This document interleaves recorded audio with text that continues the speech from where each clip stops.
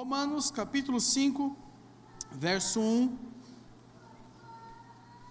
nós vamos ler até o verso 12, eu vou ressaltar muito o verso 1 e o verso 2, porém eu quero ler todo o contexto do 1 ao 12, para nós entendermos o contexto do que o apóstolo Paulo estava falando com a igreja em Roma. Romanos 5, de 1 a 12 diz assim: tendo sido, pois, justificados pela fé. Então, o apóstolo Paulo está falando o seguinte, que quando nós fomos justificados pela fé, nós temos o quê? Paz com o quê, irmãos? Paz com Deus.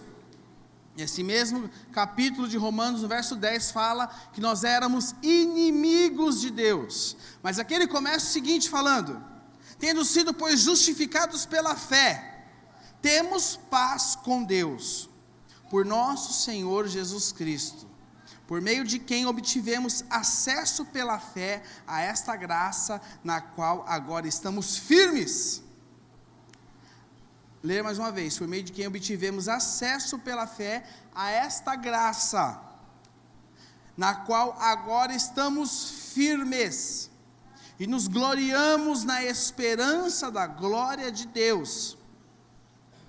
Não só isso, mas também nos gloriamos nas tribulações, porque sabemos que a tribulação produz perseverança, a perseverança, um caráter aprovado, e o caráter aprovado, esperança, e a esperança não nos decepciona, porque Deus derramou o seu amor em nossos corações, por meio do Espírito Santo que Ele nos concedeu.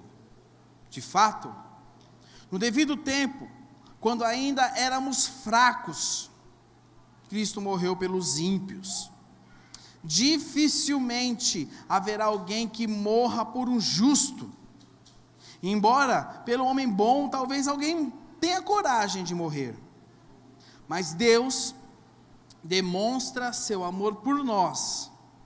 Cristo morreu em nosso favor, quando ainda éramos pecadores. Como agora fomos justificados por seu sangue, ainda mais por meio dele seremos salvos da ira de Deus. Aí agora no verso 10, se quando éramos inimigos de Deus, fomos reconciliados com ele, mediante a morte de seu filho, quanto mais agora, tendo sido reconciliados, seremos salvos por sua vida. Não apenas isso, mas também nos gloriamos em Deus, por meio de nosso Senhor Jesus Cristo, mediante quem recebemos agora a reconciliação. Pai de infinito amor, de misericórdia e de graça, nós queremos te pedir, Senhor, que o teu Espírito Santo nessa noite revele aos nossos corações aquilo que é a tua vontade no individual de cada filho teu que está aqui nessa noite. Que o teu Espírito Santo visite os teus filhos, visite-os no seu intelecto, visite o Senhor no seu interior, dando a eles uma nova revelação da tua palavra, uma nova revelação daquilo que é a tua vontade. Senhor, dá-nos uma nova revelação da tua graça, Senhor. Que o Senhor tenha liberdade em nosso meio nessa noite, em nome de Jesus, amém. Amém. Existem alguns assuntos na palavra de Deus, que são assuntos que exigem muito esforço humano para que nós possamos entender, e alguns, quando achamos que estamos entendendo, a gente não sabe nada. Por exemplo, a Trindade.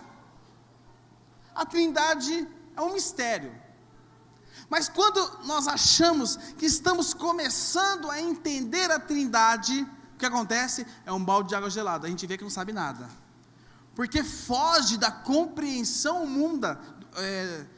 da compreensão humana.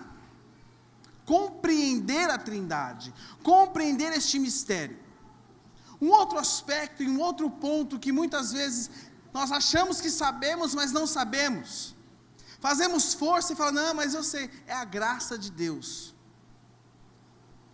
Muitas pessoas acham que a graça de Deus está limitada somente ao momento da salvação do homem.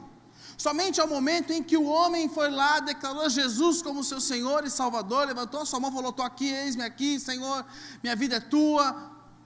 Acha que a graça está somente limitada a este momento. Mas o apóstolo Paulo fala aqui logo no começo, no versículo 2, por meio de quem obtivemos acesso pela fé a esta graça. E nesta graça que ele está falando aqui, ele fala assim, na qual agora estamos firmes. Ou seja, a graça é algo presente na vida do Filho de Deus, do discípulo de Jesus Cristo, a partir do momento do seu novo nascimento, a partir do momento em que ele declara que Jesus Cristo é Senhor da sua vida. Existem também muitos que pecam deliberadamente, apoiando-se na graça. Eu pequei, mas tem a graça de Deus. Eu faço isso, é a graça de Deus, é a graça. É a graça que me dá, a graça, irmãos, a graça de Deus não anula a responsabilidade do homem. A graça de Deus, ela não anula a responsabilidade do homem. E John Wesley disse o seguinte, ele fez a seguinte afirmação, tornar a graça de Deus encorajamento para o pecado, é tomar um caminho seguro para o inferno mais profundo. Então, John Wesley afirma que tornar a graça de Deus encorajamento para o pecado, é quando a graça me encoraja a eu pecar, é tomar um caminho seguro. O que é um caminho seguro? Um caminho com segurança que você não vai sair dele, para o inferno mais profundo.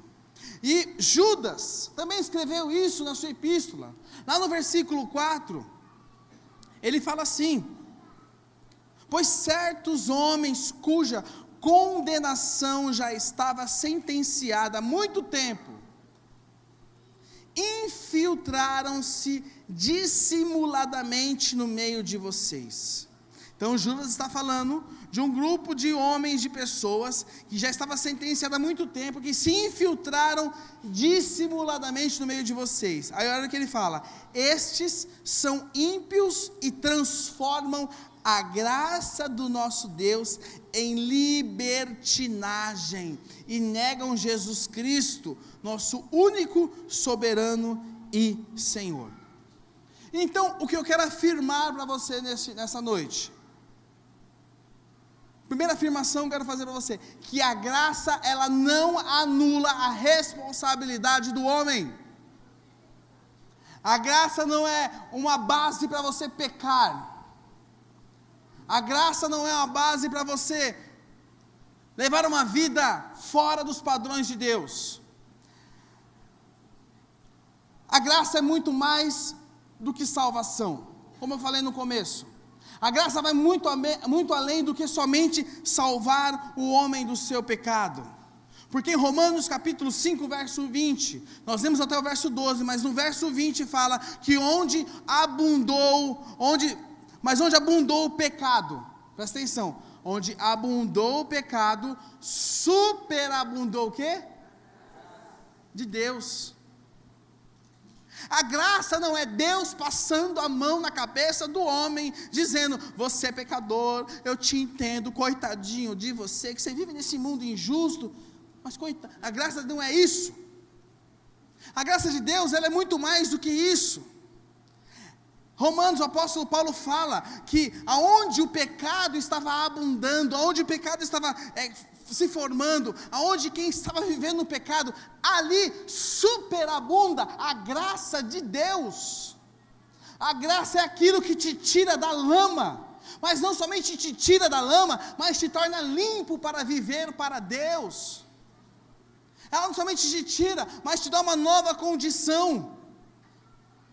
Ao homem não está reservado viver de queda em queda e tropeço em tropeço, mas ao homem está reservado o viver debaixo da graça de Deus.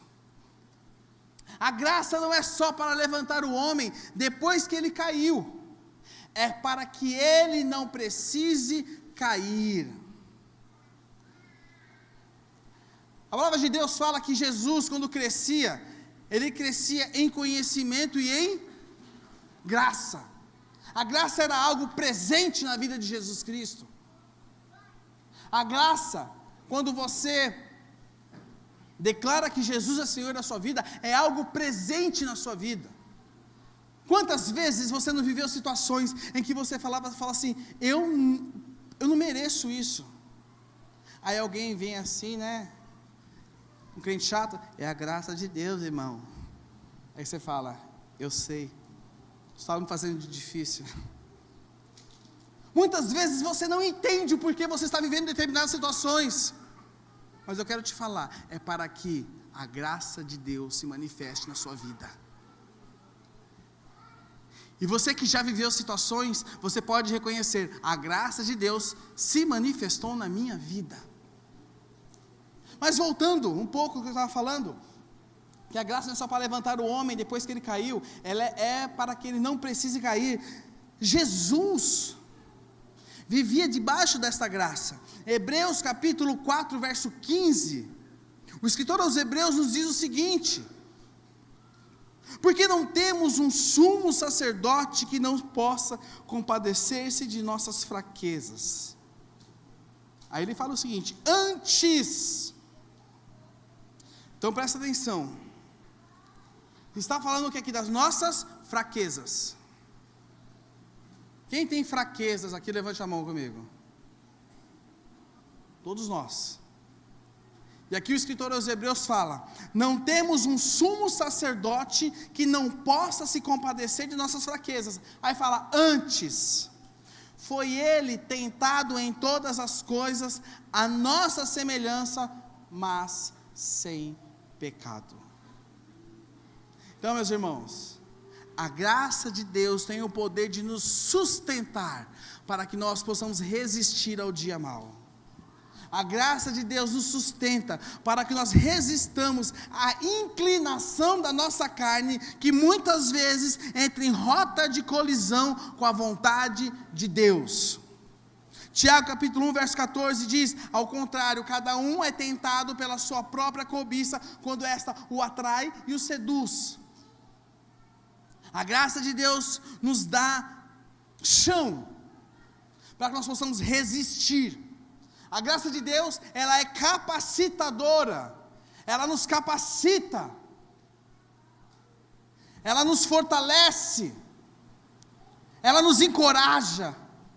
E a graça de Deus, ela não é eu vou viver a graça por um mérito, eu vou viver a graça porque eu sei tocar muito bem, eu vivo na graça. Sabe por que eu vivo na graça? Porque eu sei cuidar das crianças. Não, meus irmãos, a graça de Deus não dá para se explicar.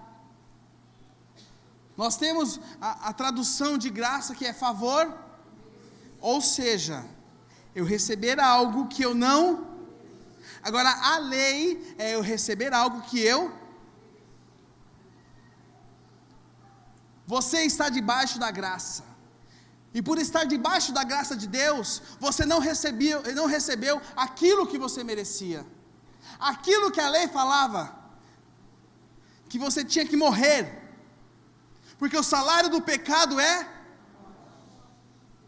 mas o dom gratuito de Deus é o antídoto para a graça, o antídoto, perdão, o antídoto para a lei é a graça, é onde eu e você hoje vivemos e estamos apoiados. Mas o apóstolo Paulo, em Romanos 5, o verso 1 e verso 2, ele nos registra 3 bênçãos que a graça de Deus traz ao mundo. Está escrito aí,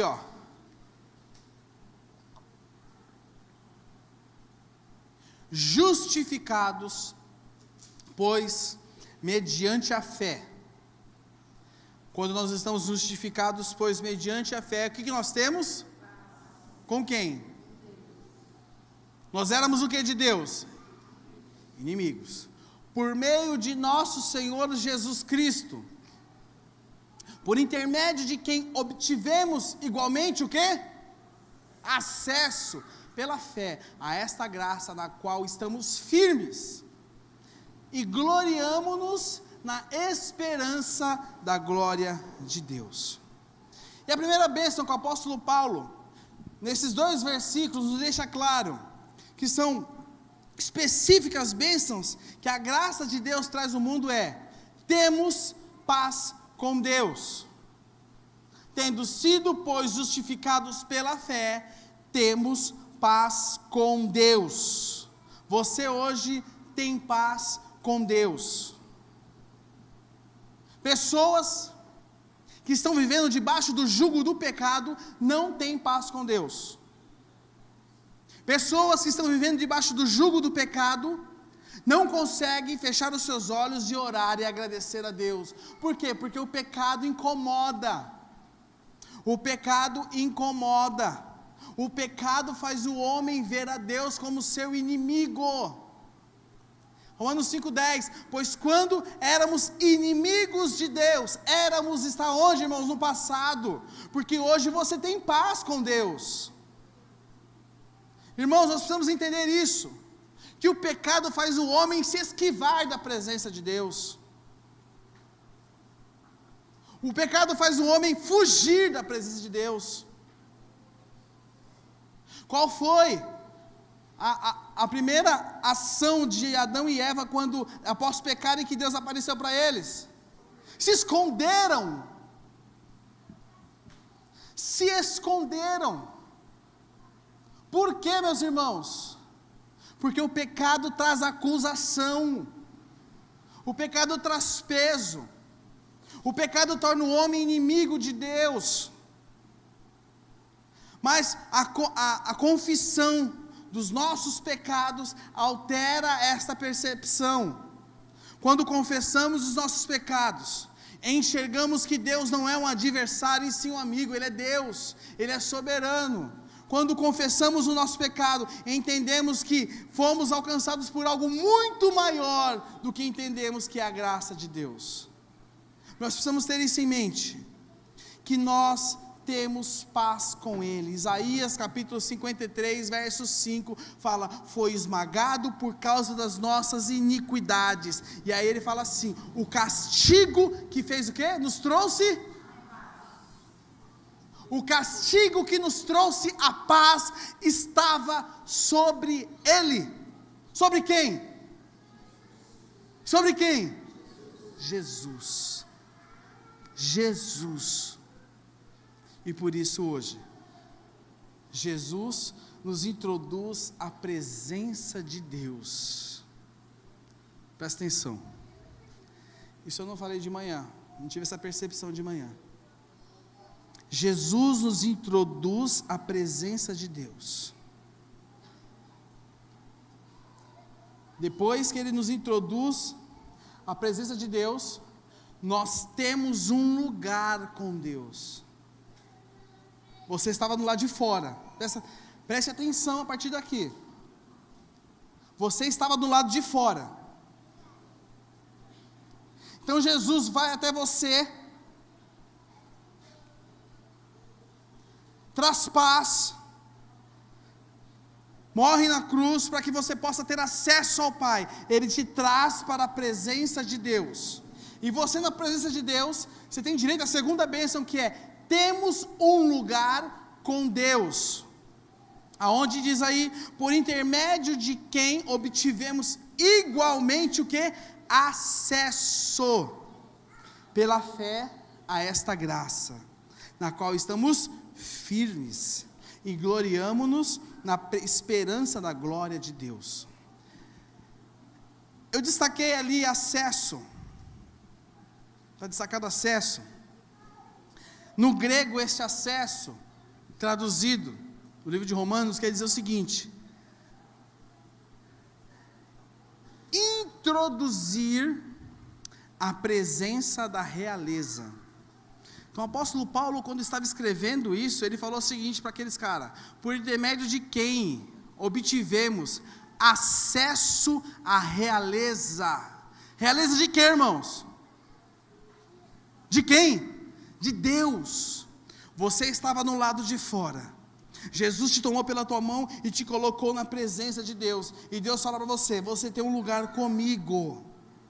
E Paulo 2 vezes, no livro de Efésios, nos recorda nosso direito de estarmos na presença de Deus. Efésios 2,18, na Bíblia Viva fala assim: por causa daquilo que Cristo fez, por nós podemos ir a Deus o Pai. E Efésios capítulo 3,12 fala: agora podemos entrar como? Sem medo nenhum na presença de Deus. Sem medo por quê? Porque a graça de Deus nos capacita e tira de nós o fardo do pecado. E uma vez ali na presença de Deus, nós encontramos graça, não encontramos condenação. Uma vez ali na presença de Deus, nós encontramos misericórdia e não encontramos punição. Presta atenção, irmãos. Éramos inimigos de Deus, e pela nossa força e na nossa condição de pecadores, falando de você, não estou falando, não, é você, nunca seria permitido uma audiência com o rei, nunca seria, mas agora você é bem-vindo em sua presença. Presta atenção nisso. Se você é pai, você vai entender isso que eu estou falando. Se você é pai, você vai entender. De repente, 10 horas da noite, toca a campainha da sua casa. É uma criança. E aí você olha aquela criança sozinha, e ela pede para passar a noite na sua casa. O que você faria? Provavelmente você vai perguntar a essa criança, o nome dela, onde ela vive, quem são seus pais, por que ela está naquela condição. E após você descobrir quem são seus pais e onde ela mora, o que você faz? Vai para casa agora, viu? Deus te abençoe. Não, você leva ela embora, não é? Uma criança. Agora pense comigo no seguinte: se uma criança uma criança desconhecida, entra na sua casa, acompanhada pelo seu filho, essa criança é bem-vinda, porque o seu filho endossa a presença dessa criança, e é assim que acontece conosco. Nós temos acesso ao Pai, porque Jesus Cristo nos leva diante dele. Você estava no lado de fora, meu irmão, estava no lado de fora, olhando, contemplando. Jesus veio, te pegou pela mão e te levou até a presença do Pai, e fala assim: você é coerdeiro comigo, viu? Você pode se assentar à mesa. Sabe, meus irmãos, Mateus 10:32 diz o seguinte: quem, pois, me confessar diante dos homens, eu também o confessarei diante do meu Pai que estás nos céus. E isso só é permitido pela graça de Deus. Então presta atenção. Em primeiro lugar, o que foi em primeiro lugar? Temos paz com Deus. Termos paz com Deus relaciona-se ao nosso passado. Sabe por quê? Porque o seu passado está perdoado. Depois, fala que nós temos um lugar com Deus, trata aqui do presente, porque o teu passado foi perdoado, e no seu presente hoje no seu presente, você tem paz com Deus, porque Jesus te apresenta diante do Pai. E a terceira bênção é com relação ao nosso futuro, que diz o seguinte: partilhamos, você estava do lado de fora, você entrou, e agora você partilha da glória dele. Fala glória a Deus, irmão, pelo amor de Deus. Ah, bom, que susto. Não sei se é só eu que fico vibrando quando eu falo, mas E no verso 2 diz: e nos gloriamos na esperança da glória de Deus. Praticamente, isso foi tudo uma introdução do que eu queria falar com vocês, que está justamente nessa terceira bênção. Eu queria que você abrisse sua Bíblia comigo, em 2 Samuel, capítulo 9, verso 7. 2 Samuel, capítulo 9, versículo 7.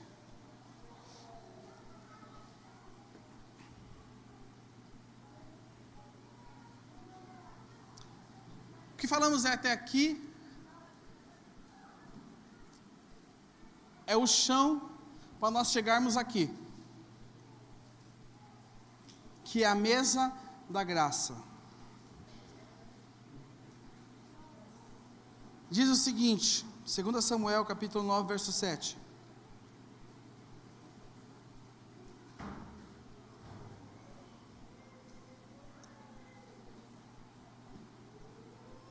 Só para vocês entenderem o contexto, nós vamos falar de Mefibosete. Mefibosete era filho de Jonatas, neto de Saul. Mefibosete era um dos possíveis herdeiros do trono de Israel. E a palavra fala no 2 Samuel 4,4 que a mulher que cuidava de Mefibosete, quando recebeu a notícia que Jonatas e Saul estavam mortos, ela deixou ele cair, e ele caiu, bateu as costas e ficou aleijado das duas pernas. E aqui, em 2 Samuel, capítulo 9, verso 7, nos relata o seguinte: não tenha medo. Vamos ler a partir do verso 6. Vamos fazer o seguinte, vamos ler a partir do verso 1, para ficar mais, para pimentar a leitura. Nós vamos ler a partir do verso 1. Certa ocasião, Davi perguntou: resta ainda alguém da família de Saul, a quem eu possa mostrar lealdade, por causa da minha amizade com Jonatas? Presta atenção, olha o que Davi está falando.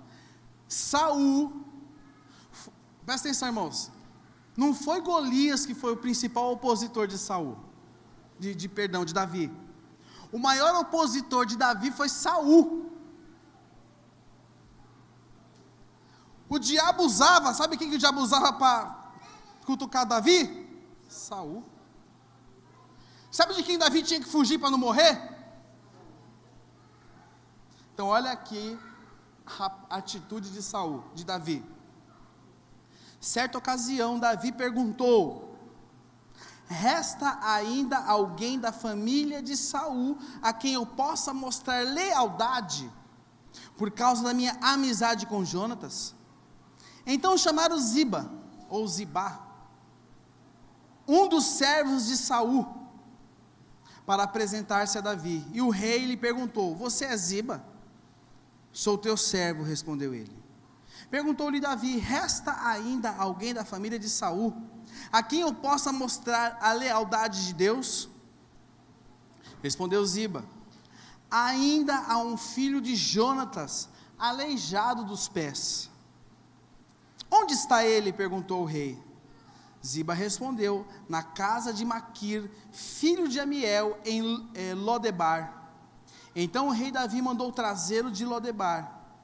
Quando Mefibosete, filho de Jonatas e neto de Saul, compareceu diante de Davi, prostrou-se com o rosto em terra. Mefibosete, perguntou Davi. Ele respondeu: sim, sou teu servo. Aí no verso 7, não tenha medo, disse-lhe Davi, pois é certo que eu tratarei com bondade por causa da minha amizade com Jonatas, seu pai.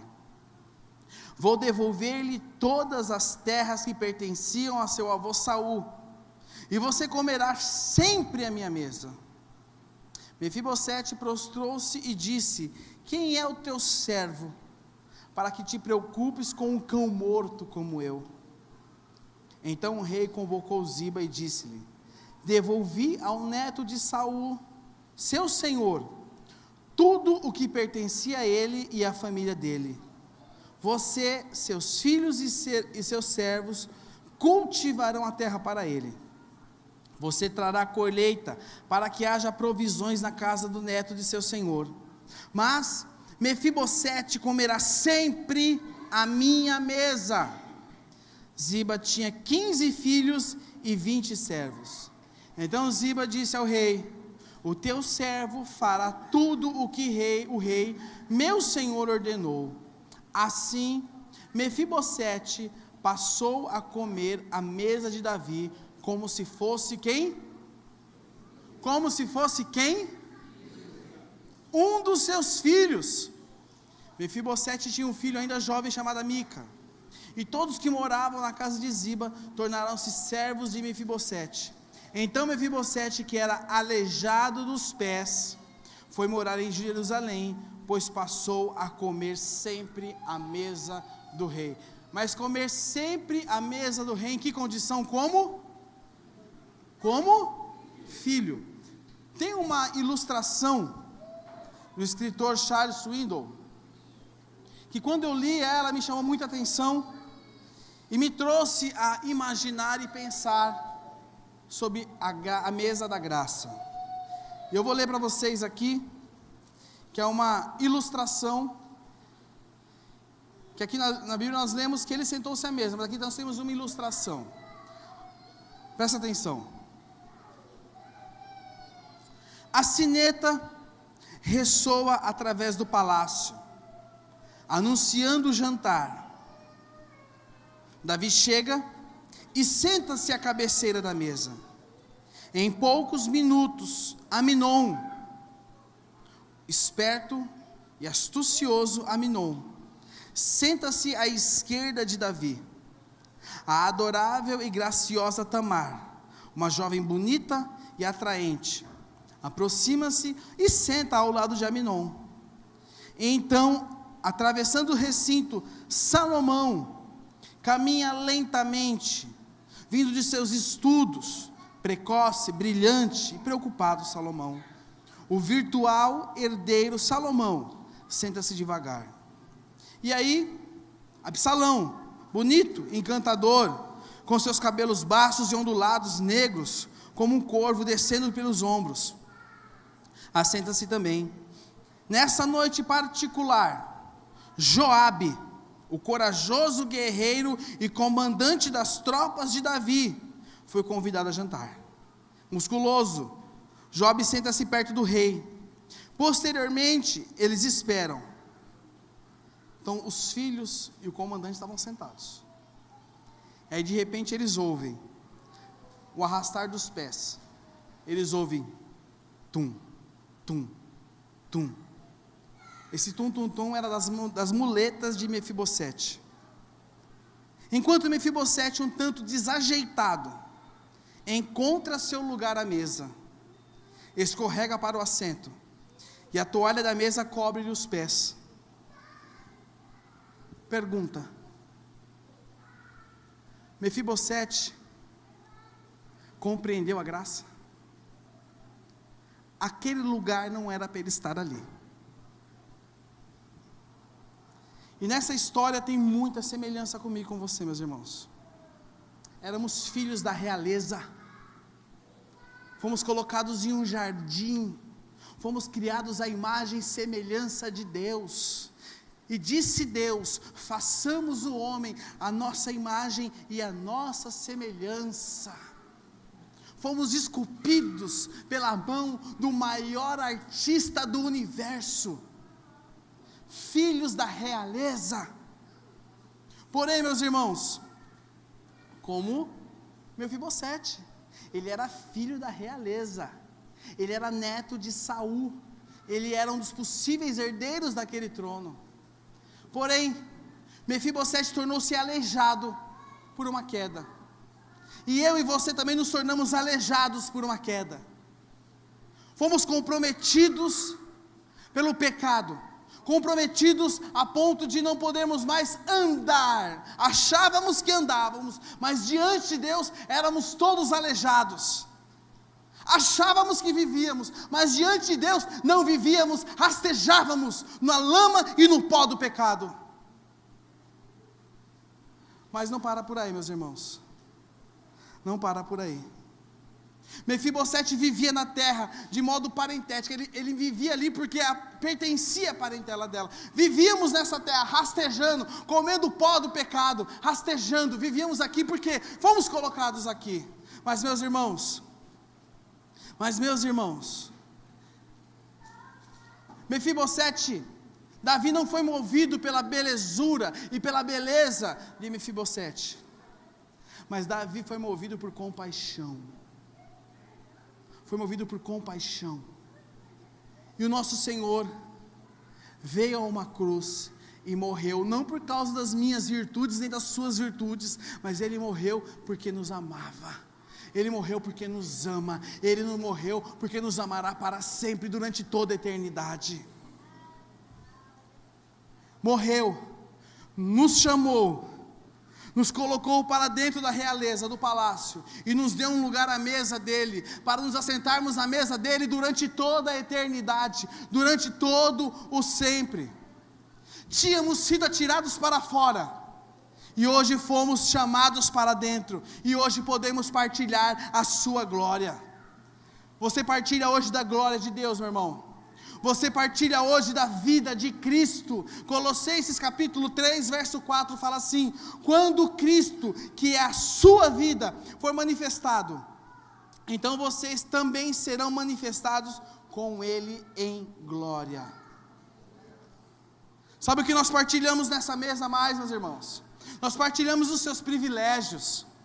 Efésios 2:6, Deus nos ressuscitou com Cristo, e com Ele nos fez assentar nos lugares celestiais em Cristo Jesus. Ou seja, partilhamos os seus privilégios nos lugares celestiais. Ele nos tornou um membro do corpo.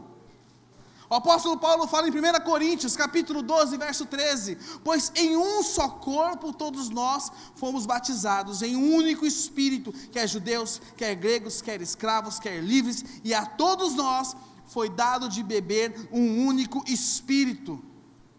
Sabe o que mais Ele fez da gente? Ele nos fez ramos da videira. João 15:5, eu sou a videira. Eu quem? Jesus é a videira. E você é o ramo. Vocês são os ramos, nós somos os ramos. Se alguém permanecer em mim, se alguém permanecer em mim e eu nele, esse dará muitos frutos, pois sem mim vocês não podem fazer coisa alguma. Fomos tornados também, sabe o que? Pedras no edifício. Efésios 2, 19, 22 fala, portanto, vocês já não são estrangeiros. Presta atenção, nós éramos estrangeiros e éramos forasteiros, e estávamos do lado de fora. Porém Cristo nos tomou pela mão e nos trouxe à presença do Rei e nos deu um lugar à mesa. Não são mais nem estrangeiros, nem forasteiros, mas concidadãos dos santos e membros da família de Deus, edificados sobre o fundamento dos apóstolos e dos profetas, tendo Jesus Cristo como pedra angular, no qual todo edifício é ajustado, cresce para tornar-se um santuário santo no Senhor. Nele vocês também estão sendo edificados juntos, para que se tornem morada de Deus e do seu Espírito. Fala glória a Deus, irmão. Sabe o que você se tornou também? Noiva ataviada. A palavra é meio estranha a expressão, mas eu fui pesquisar, quer dizer noiva que está sendo preparada. A noiva que está sendo preparada. E Efésios aí do apóstolo Paulo, com muita graça, capítulo 5, 25 a 27, fala assim: maridos, ame cada um a sua mulher, assim como Cristo amou a sua igreja, e entregou-se por ela. Aí agora ele fala, para santificá-la, tendo-a purificado pelo lavar da água, mediante a palavra, e para apresentá-la a si mesmo, como igreja gloriosa, sem mancha, nem ruga, ou coisa semelhante, mas santa e inculpável. Nos tornamos também sacerdotes da nova geração, 1 Pedro 2,9. Nos tornamos também habitação do seu Espírito, 1 Coríntios 6,19. Sabe, meus irmãos, existe uma mesa posta, existe uma mesa colocada.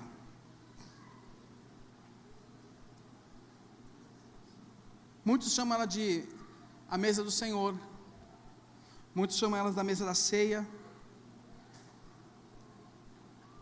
muitos têm esse dia como o dia do ritual da Santa Ceia, mas eu quero chamar ela hoje de a mesa da graça, porque só se assenta a essa mesa aqueles que foram alcançados pela graça. Aqueles que estavam no lado de fora, foram tomados pela sua mão, colocados pelo lado de dentro, e tiveram acesso à realeza, e hoje dentro da realeza pode se assentar à mesa, não importa se está mancando, se está aleijado, não importa como você está, você pode se assentar à mesa. Feche seus olhos, curva sua cabeça, meu irmão.